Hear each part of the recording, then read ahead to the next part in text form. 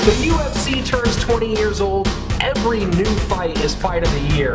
And Johnny Hendricks has the power to shock the world, but not to avoid second-degree electrical burns. All this and more, this is MMA On Draft.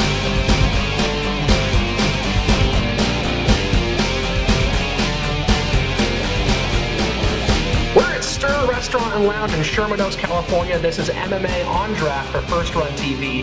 I'm Rich Slayton, joined as always by my friends Joe Cervellin, Donna Gonzalez, and Gary T. First up, UFC 167 predictions. Big fights on this card, especially Josh Koscheck, Tyron Woodley. Who do you guys have? Joe?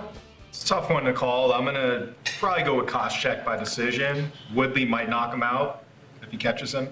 Rock and roll. Donna? I think it's going to be a wrestle fest. A wrestle fest? I think it's going to be a wrestle fest. Just two fellas just a lot of laying and praying. I like Koscheck. I like Woodley. I don't like going against Koscheck because I like him. I'm a fan of his, but I'm going to go Woodley this one. Why? I think he'll knock him out. You think he'll knock him out? I think he'll knock him out. I think Woodley will knock him out. I really do. In what round? I'm going to say third. All right. I'm going to go Koscheck TKO round 2. You think Koscheck is going to knock Woodley out? Yes, I do. Okay. I think that people are really underestimating Koscheck because he's lost a couple of fights. But look who he's lost against.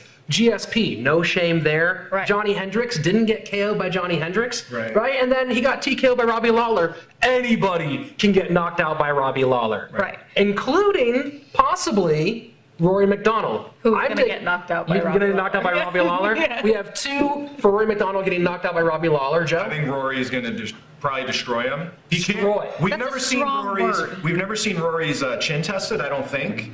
But he had a lackluster fight against Ellenberger, and I think he wants to come back and prove that he's not. I'm not sure testing it against Lawler's right cross is the best place to test your chin. He's just such a high technical fighter. I think he's not one of my favorites, but I think he's one of the best for sure. Okay. And he has so much to, he just keeps improving every fight.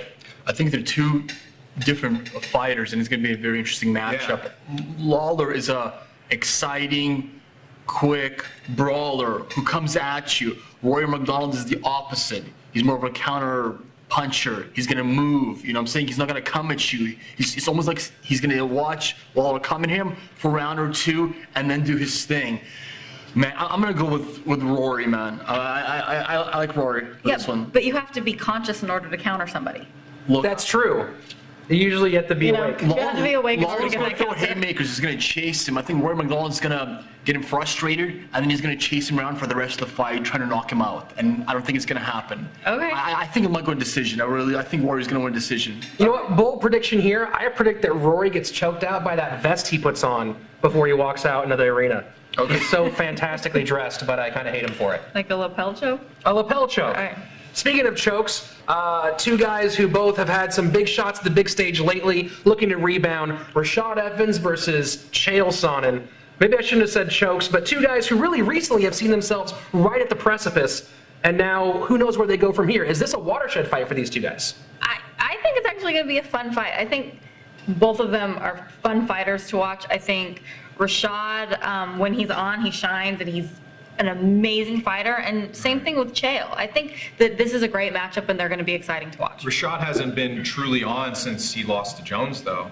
I don't think he's ever come back from that mentally completely. I think he still wants it. I think Chael's on a different. He's just there. You know what I'm saying? He's there because he wants to be part of the UFC. I don't think he's there because he thinks he's a contender. I don't think he's there because he thinks he's going to win.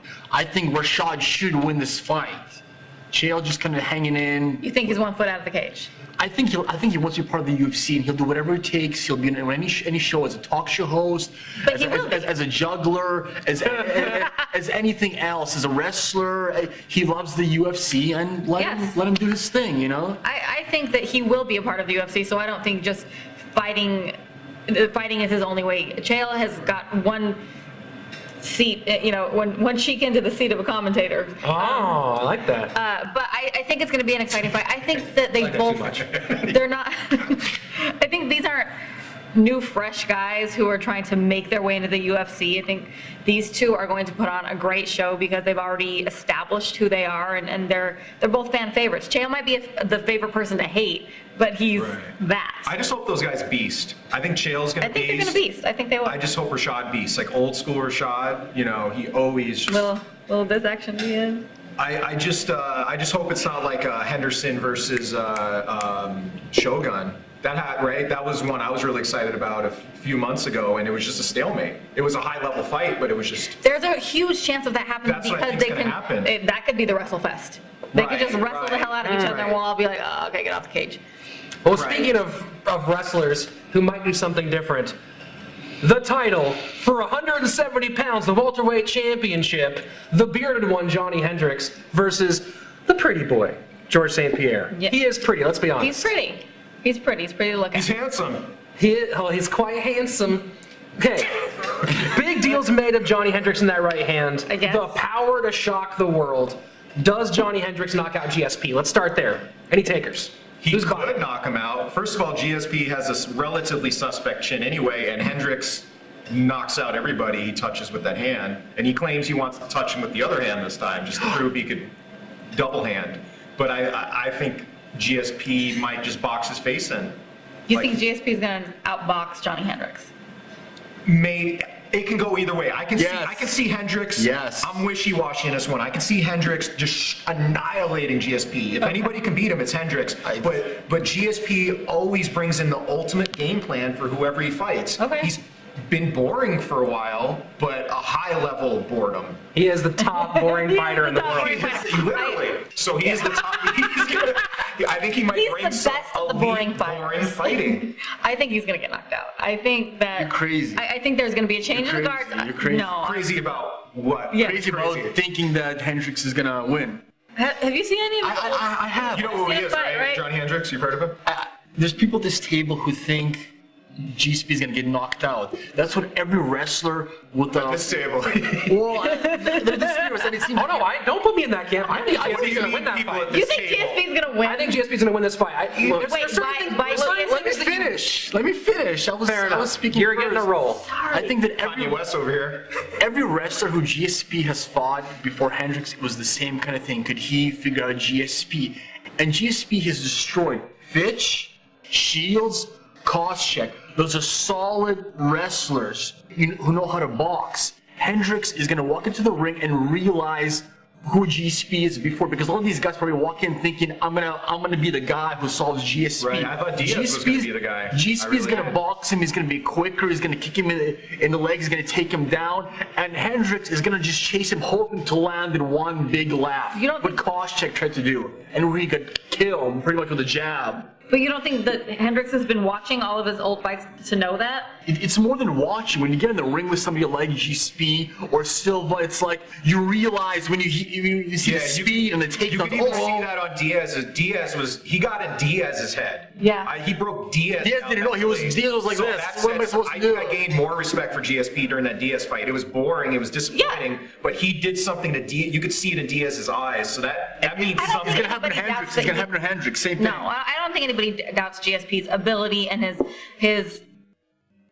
his ability to win a fight. Right. But like Anderson Silva, he's not infallible, and somebody is going to come but in he's and not as arrogant either. he's definitely not as arrogant. doesn't use it no, as he a does. game plan. He does That's exactly it. what He's he's not gonna have supposed to do. his He hands comes down. in. Every fighter is the hardest fighter he's Yeah. ever going to face, Yeah, and yeah, that's yeah. awesome that he does that. But I do think that there's going to be a changing of the guards. I think that Hendricks wants it more.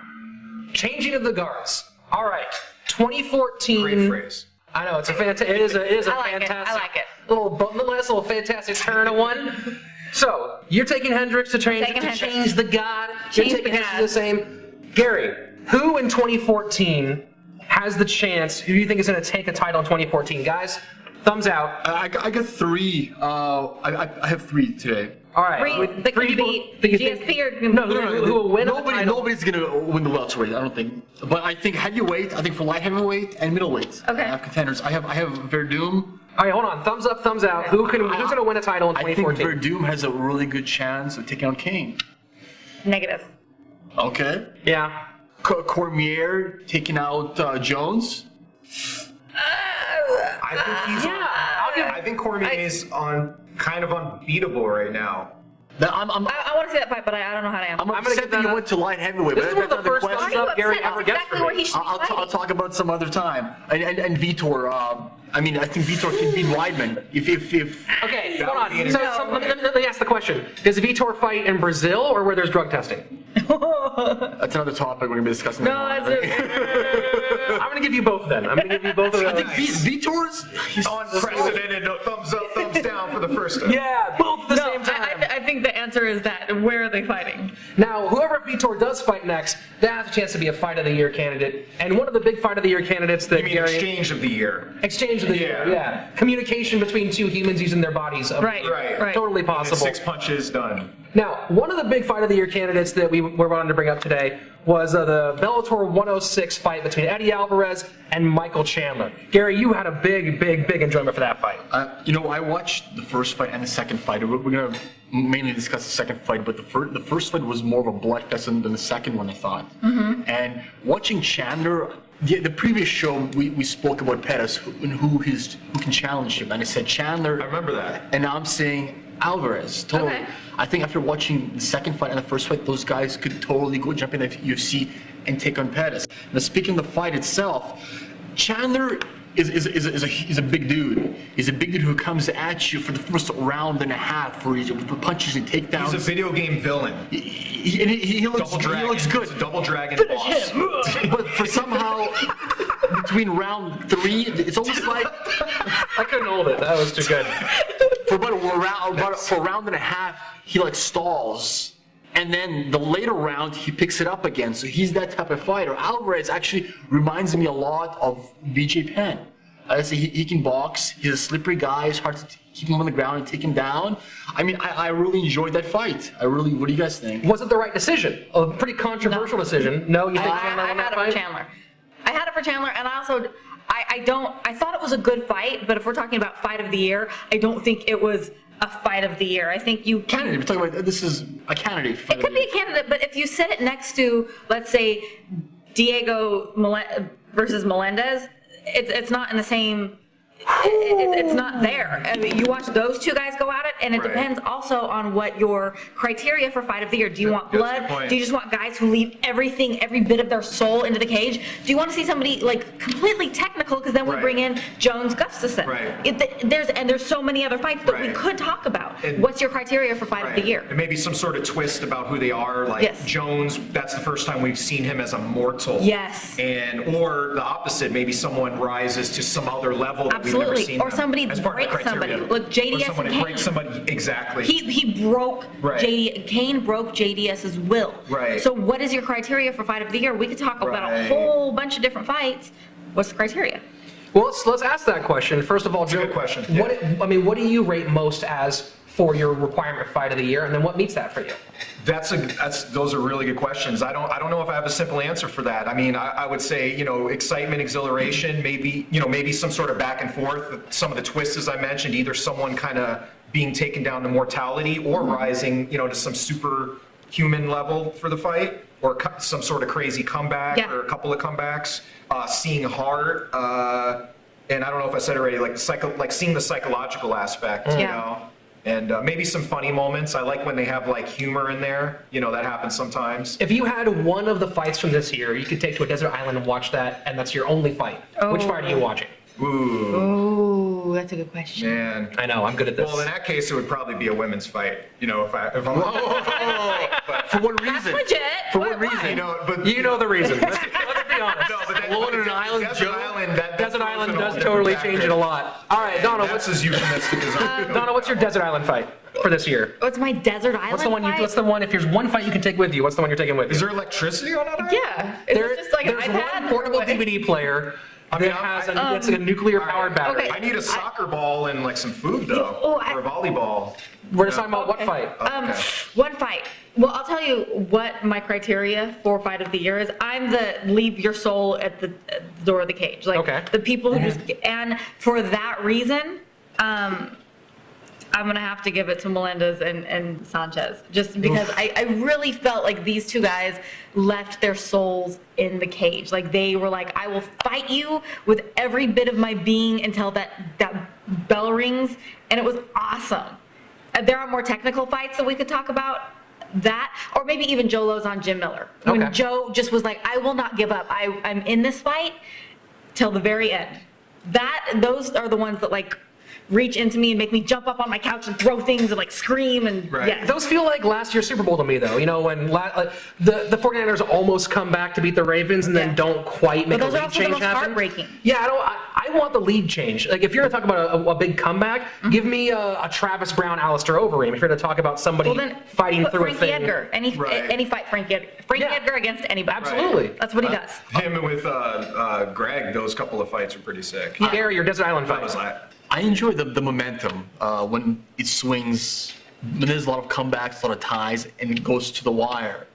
And when they're using that criteria, I'm going to go with Jones and Gustafson, because it's almost like every round, who's got never it? knew Who's who got had it? it, yeah. Who's got it? And even after the fifth round, who's got it?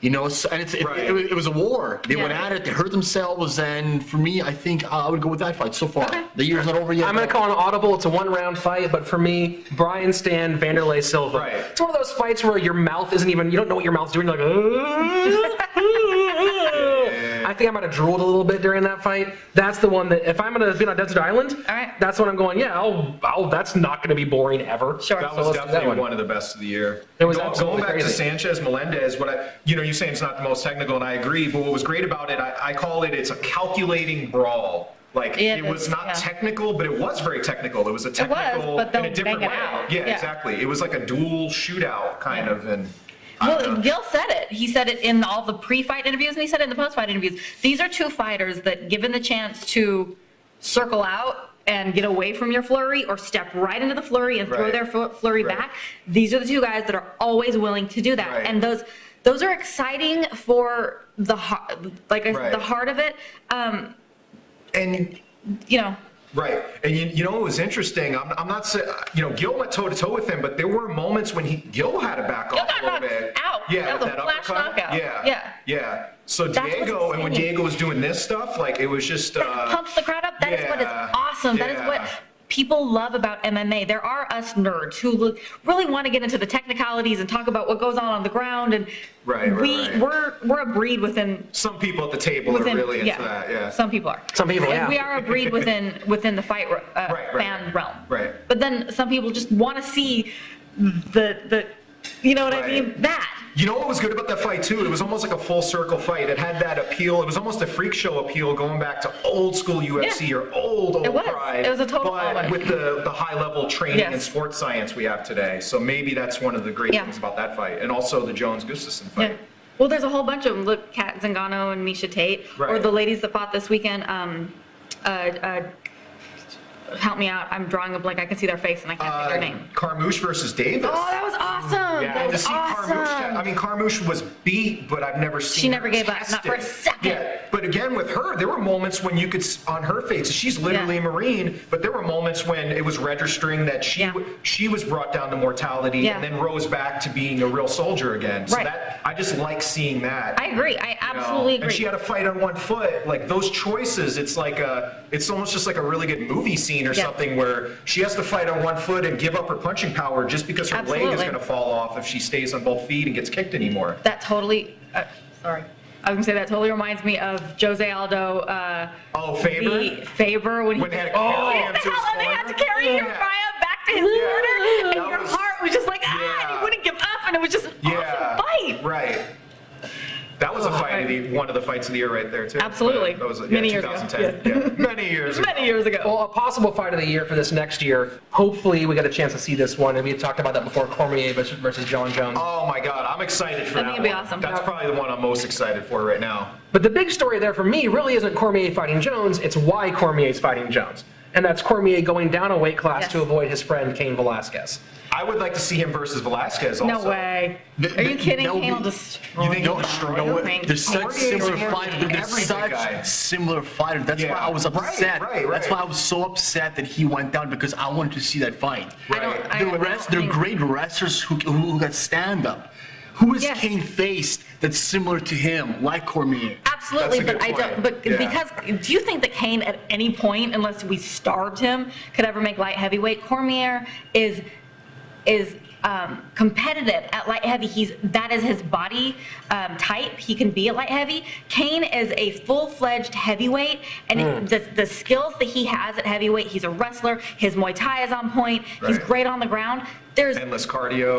Right. He's a whole beast among itself. And Cormier is just not that size. Let's not talk about who would win the fight. Let's talk about the idea of not fighting somebody because he's your buddy, because you come from the same camp. Right. That's a legit. What do you guys think of that topic? Oh man. I don't know. It gets tough because you have that mental aspect of the sport, where sometimes that kind of creates a blockage. You were talking before we started filming Uriah Hall. My contention is a lot of Uriah Hall's problems in the last couple of fights has been he liked the guys he was fighting against, and he couldn't get past the idea of doing what he did with that spinning back kick to somebody he actually likes. That mixed with other mental things he was going through for those fights, so I think that doesn't work out. I mean, also look at Jones Rashad, and Evans. Jones and Evans. Look at Lyoto and Munoz. Yeah, that might have messed up Evans' career. True. That was awesome. Look at what just happened with they went out and had dinner after. They did, and Lyoto ended that fight in such an honorable, beautiful way for his friend, but they still were able to fight. I don't think there's anything wrong with it, and you're going to fight differently against your training partners and your friends, but there is a way to do it because you are a professional fighter, and so you don't have to get in there and have the beef that a lot of fighters have. Lyoto kicked him. It was cocked. He was ready to keep on hitting him, but he let the ref stop it. So there is a way to fight your training partners in this is still martial arts, in a very honorable way. Right. The only time I think when you can use that excuse if it's blood. If the Klitschko's want to fight each other, fine. If the Diaz guys... Blood? Oh, you mean the brothers? I thought you meant if there's blood in the fight. If your dad, you don't fight your dad. I agree. Well, that's cool. Let's talk about the business aspect of it. Should Dana say, you know what? Because Cormier and Kane would be a wicked fight to promote. And because of that, because he's like, well, he's my buddy, I want to fight him. I'll go to lightweight. Can't Dana say, you know what? That's a big money fight. No, you're not. You're going to fight Kane. I know you guys are buddies and stuff, but you should fight Kane. That gets so squishy though, because the reason why mixed martial arts is okay is because both people agree to the fight. That's what makes it not bad. That's what makes it fantastic, because it's two guys going, we'll fight each other. And they choose the idea of forcing two people to fight who don't want to fight each other. I do think that the good thing about the UFC existing is that it can make the fights everyone wants to see. We have the talent all pulled into one place.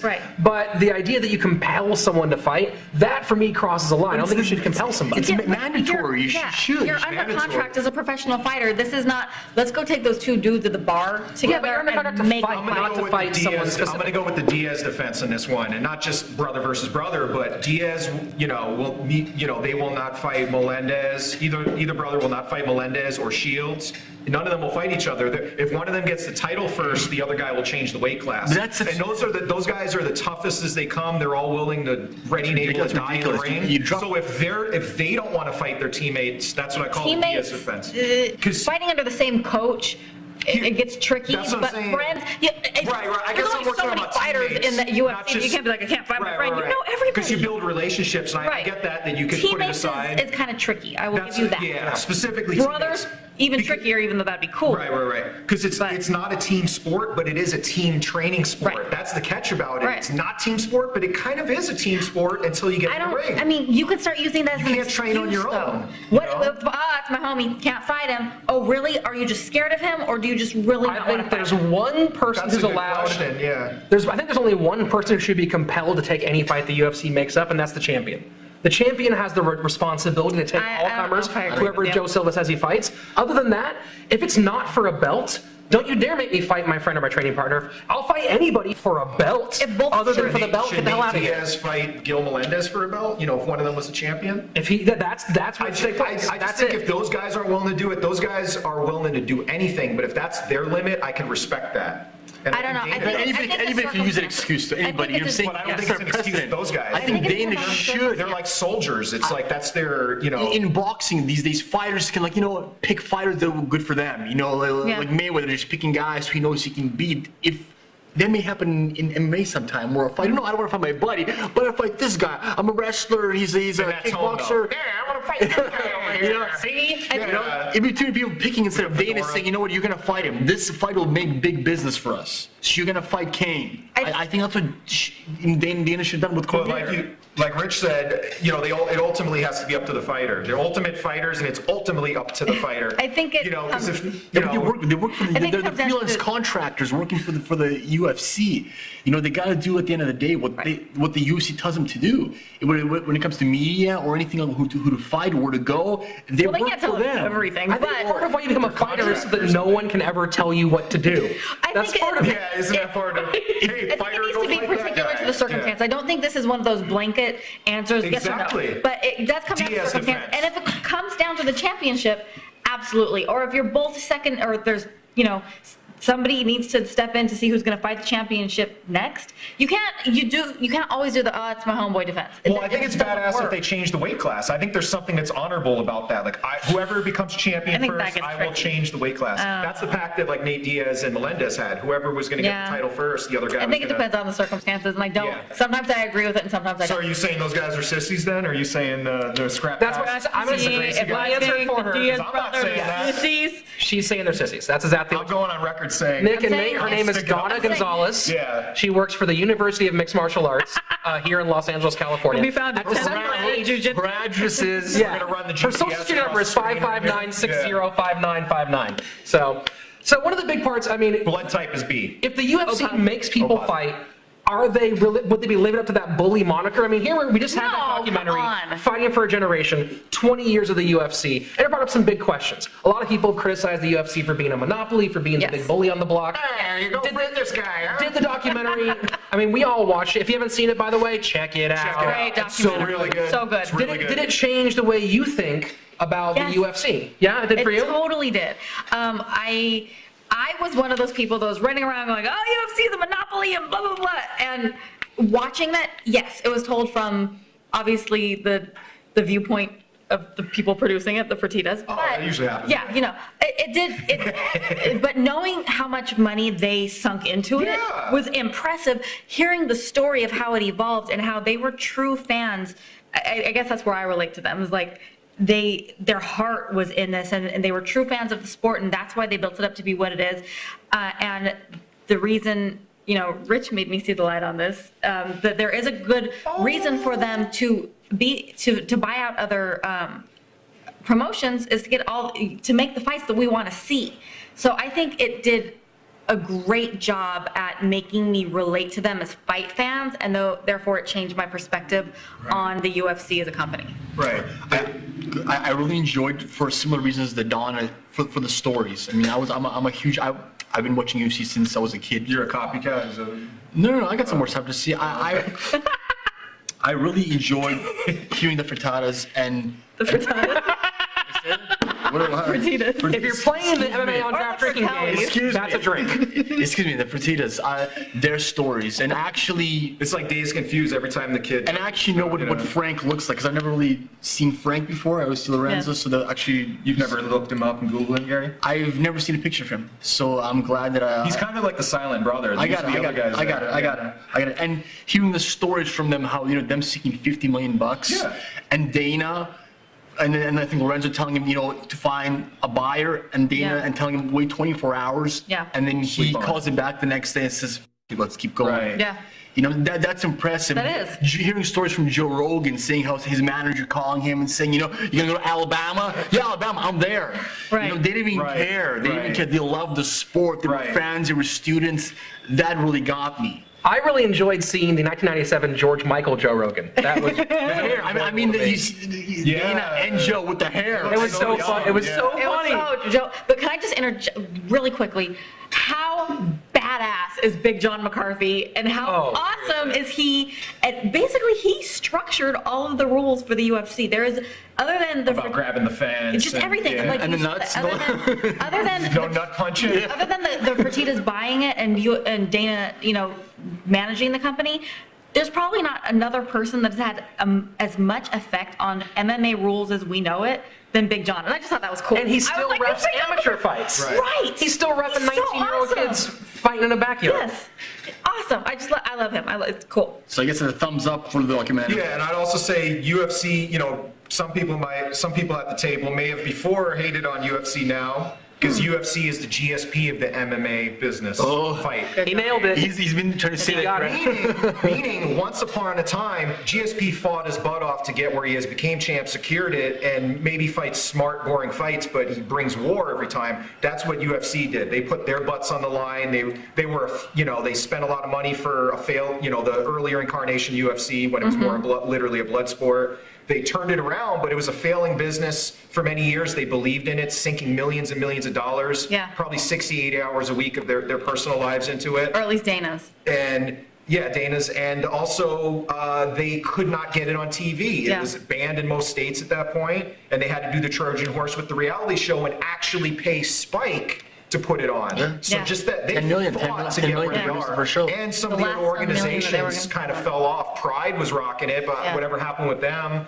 they kind of fell off. With that said, though, I'll play devil's advocate against myself like I like to do. And I was a little disappointed. Well, I don't know. When UFC bought WEC, I had mixed feelings about that. Back in 2010-ish. Because WEC was awesome. It wasn't as mainstream, but those fights were, I would say, consistently more exciting. Consistently awesome. They were little guys. And then with Strike Force, I just wish, maybe I'm naive about the business aspect of the MMA game, but I just wish they could have cross-promotion fights without necessarily Buying them. like have Alvarez come over for one fight, have whoever But they come don't over. own Bellator. Like I know. So I'm saying if they- loaning if fighters. they that's what I'm Loaning saying. fighters. Loaning Cross-promotion, fighters. If, they Okay, had if they had him come over for one fight. All right. I am impressed that you were able to come up with that GSP MMA. Yes, we have a lot to be thankful for to the Furtada brothers I'm thankful. and Dana White Thanks. to make sure we're talking about fighting and not ballet. This is MMA On Draft from First Run TV. I'm Rich Slayton. Joe Cervellin. Donna Gonzalez. Gary Teperman. We've been here at Stir Restaurant and Lounge in Sherman Oaks, California. See you next time.